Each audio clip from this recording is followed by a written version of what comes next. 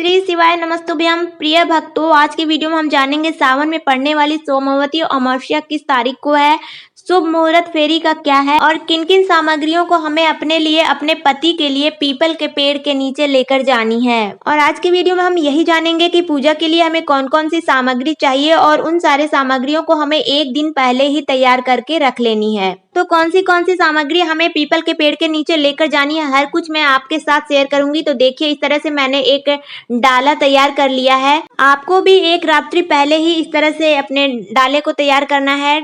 ये बांस का डाला जो होता है छठ पूजा में यूज होता है, काफी आसान रहता है इसमें सामान लेकर जाना। तो चलिए मैं बता देती हूँ 17 जुलाई को फेरी के शुभ मुहूर्त के बारे में। तो 3 शुभ मुहूर्त बन रहे हैं। तो सबसे सुबह सुबह जो मुहूर्त है वह 5:34 से शुरू होगा और 7:17 तक रहेगा। और दूसरा जो मुहूर्त है वह सुबह के 9:01 से लेकर 10:44 तक है। और तीसरा शुभ मुहूर्त है दोपहर में 12 बजे से लेकर 12:55 तक। कोशिश करें एकदम सुबह वाली मुहूर्त में ही आप अपनी पूजा संपन्न करें तो ज्यादा अच्छा रहेगा। तो सबसे पहले मैंने 1 लोटे जल को रख लिया है। इसके बाद मैं अक्षत और गुड़ रखूंगी। अक्षत टूटे हुए नहीं होने चाहिए, इसलिए इन सारी तैयारियों को आपको एक दिन पहले रात में ही अच्छे तरह से कर लेनी है।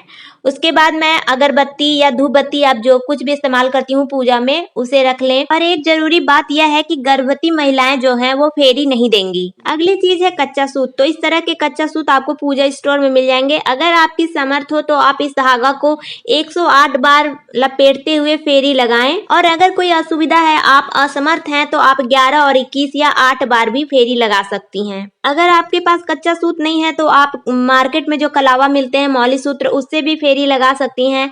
या फिर आप जो वो रील आते हैं सिलाई वाले, वो वाले भी रील लेकर और उसे पीला करके उससे भी फेरी लगा सकती हैं। तो इस तरह के ऐपन को आपको बना के रख लेना है, जिसमें चावल का आटा और हल्दी और पानी होता है। तो इसे भी हम अपने धागे में लगाकर पीला कर सकते हैं। सभी लोगों को मालूम है कि सोमवती अमावस्या के दिन में धोबन की एक कथा होती है। तो धोबन को कैसे बनाया जाता है यह भी मैं आपको बताती हूँ। सोमवती अमावस्या में एक धोबन की कथा सुनी जाती है, जिसने सोमवती अमावस्या के दिन ही एक ब्राह्मण की लड़की को सुहाग दी थी। तो उसी धोबन की प्रतिमा बनाने का प्रावधान है। इसी ऐपन से पेड़ के ऊपर हम प्रतिमा बनाते हैं धोबन की। तो इस ऐपन को बनाने के लिए चावल का आटा या नॉर्मल आटा और हल्दी और पानी डालकर इसे बनाया जाता है।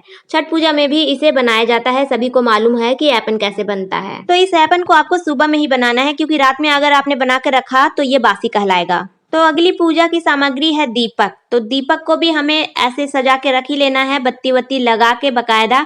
तो कई बार लोगों के मन में ये बात आती है कि गोल वाली दीपक रखी जाए या लंबी वाली। तो कोई सा भी आप रख सकती हैं, लेकिन लंबी वाली रखने में यह अच्छा होता है कि ये काफी देर तक जलते हैं। और मिट्टी का भी आप दीपक ले सकती हैं या फिर पीतल का भी दीपक ले सकती हैं। इसमें कोई ये नहीं है कि आपको मिट्टी का ही रखना है। अब इस दीपक को जलाने के लिए आप तिल का भी तेल ले सकती हैं, क्योंकि पीपल के नीचे जलाना है। तो आप सरसों का तेल भी ले सकती हैं, आप घी भी ले जा सकती हैं। अगली चीज हम रखेंगे कपूर। कपूर को भी हम रख लेंगे। भीड़ तो बहुत अधिक होती है, लेकिन हम यही कोशिश करेंगे कि हम वहां पर पूजा करने जाएं तो अच्छे तरीके से पूरे विधि विधान के साथ पूजा करके आएं। इसलिए कपूर को भी आपको रख लेना है। आप सभी को एक एक चीज याद करके रात्रि में ही रख लेना है। ऐसा ना हो कि सुबह हड़बड़ी में आप कोई भी सामान चूक जाएं। तो इस तरह से देखिए, पूजा की सामग्री को मैं तैयार कर रही हूँ। और सबसे जरूरी चीज है माचिस। माचिस आपको नहीं भूलना है, क्योंकि कई बार हम सब चीज रख लेते हैं और माचिस ही भूल जाते हैं और दूसरे के माचिस से अपने दीपक को जलाते हैं, तो पूजा का पुण्य हमें नहीं मिलता है। अगली चीज है श्रृंगार की सामग्री। तो श्रृंगार की सामग्री में आपसे जो कुछ भी बन पड़े, सिंदूर बिंदी तो जरूरी है। आप नेल पेंट, महावर, मेहंदी और भी चीजें, चूड़ियां, ये सब डाल के रख सकती हैं। तो आप अपनी मर्जी के हिसाब से जो कुछ भी चढ़ाएंगी इस पूजा में, उसे आप यूज कर सकती हैं।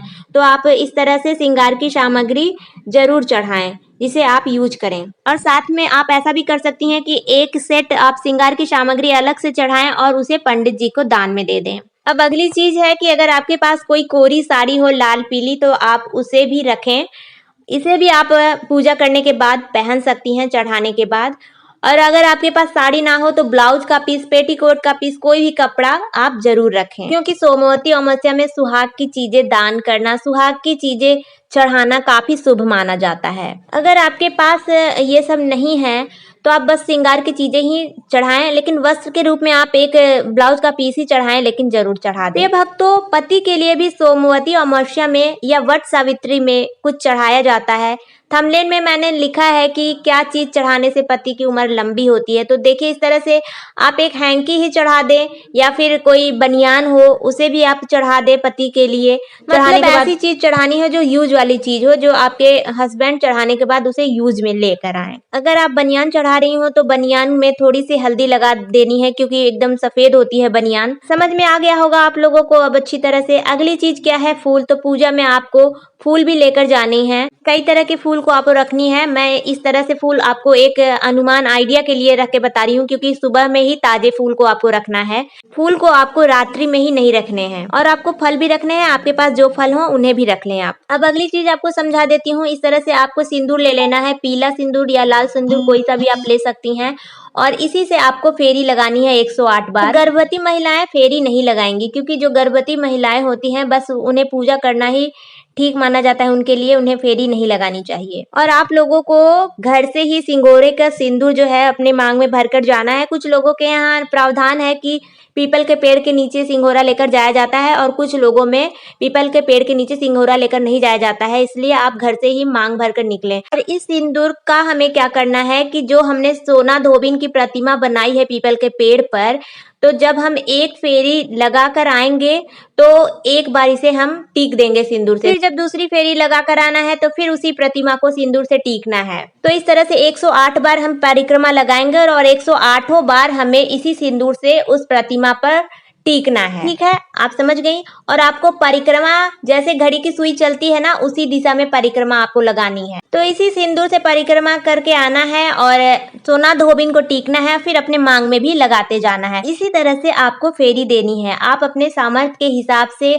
8 बार, 11 बार, 21 बार फेरी लगा सकती हैं। और हाँ, एक बात का और ध्यान देना है कि सोना धोबिन की प्रतिमा पीपल के पेड़ पर ऊपर की ओर बनेगी।